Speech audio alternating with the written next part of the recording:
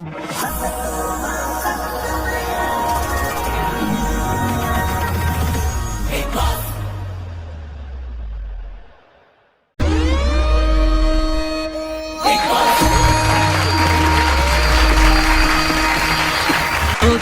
കഥയറിയാതെ നേരത്തിൻ കഥയറിയാതെ പാടുന്നു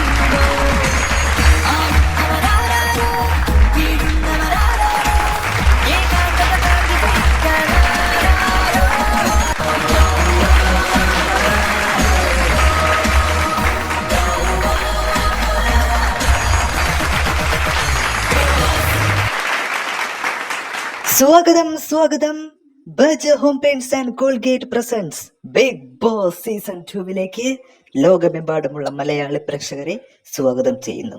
അങ്ങനെ വീണ്ടും ഒരാഴ്ച കഴിയുകയാണ്. അതോടൊപ്പം ഒരു പ്രധാനപ്പെട്ട കാര്യം, ഇവിടെ ഓരോ മത്സരാർത്ഥിയും നിൽക്കുന്നത് നിങ്ങൾ പ്രേക്ഷകരുടെ വോട്ടിന്റെ അടിസ്ഥാനത്തിലാണെന്ന് ഇതിനു മുമ്പും ഞാൻ പറഞ്ഞിട്ടുണ്ട്.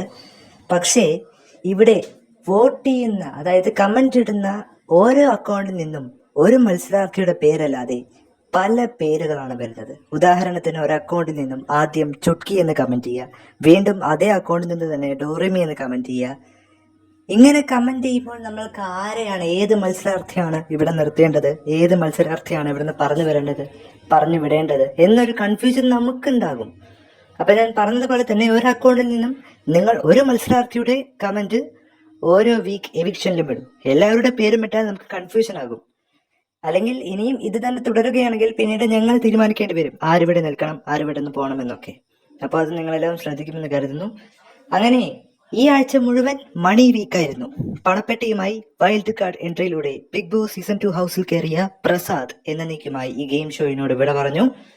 അദ്ദേഹം മിനിഞ്ഞാന്നാണ് പണപ്പെട്ടിയും കൊണ്ട് പോയത്. ഇന്നലെയാണെങ്കിൽ നമുക്ക് ഇന്നലെ ആ ബിഗ് ബോസ് ഹൗസിൽ അദ്ദേഹത്തെ നിർത്തിയിട്ട് ഇന്ന് ഇവിടെ ഗംഭീരമായ യാത്രയയപ്പ് നൽകാമായിരുന്നു.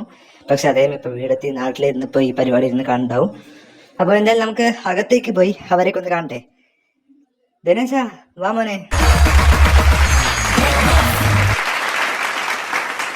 സ്വാഗതം. അപ്പൊ നിങ്ങളൊക്കെ ആ വീട്ടുള്ളിൽ പോയി വീണ്ടും ഒരാഴ്ച കൂടി കഴിയുകയാണ്. ആഴ്ചകൾ മുന്നോട്ട് പോകും തോറും വീട്ടിലെ ആളുകളുടെ എണ്ണം കുറഞ്ഞു വരികയാണ്. അപ്പോൾ ഈ ആഴ്ച എവിക്ഷൻ ഇല്ല. സോ ഞാൻ അത് ഓൾറെഡി നേരത്തെ തന്നെ പറഞ്ഞേക്കാം. എല്ലാവരും അവിടെ 6 പേര് അവിടെ നിന്നുള്ള എല്ലാവരും സേവ്ഡാണ്. ഒരുപക്ഷെ എവിക്ഷൻ ഉണ്ടായിരുന്നെങ്കിലും എവിക്റ്റഡ് ആയി പോകുന്നത് പ്രസാദ് തന്നെയാണ്. പക്ഷെ ആ പ്രസാദ് പണപ്പെട്ടിയുമായി പോയി. ഒരുപക്ഷെ അദ്ദേഹത്തിന് ഒരു ഉൾവിളി പോലെ തന്നെ നമുക്ക് പറയാം ഈ ഒരു കാര്യത്തെ. കാരണം പ്രസാദ് എവിക്റ്റഡ് ആണെന്നുള്ള വിവരം മുൻകൂട്ടി അറിഞ്ഞതുപോലെയായിരുന്നു പണപ്പെട്ടിയുമായി അദ്ദേഹം ഇവിടുന്ന് പോയത്.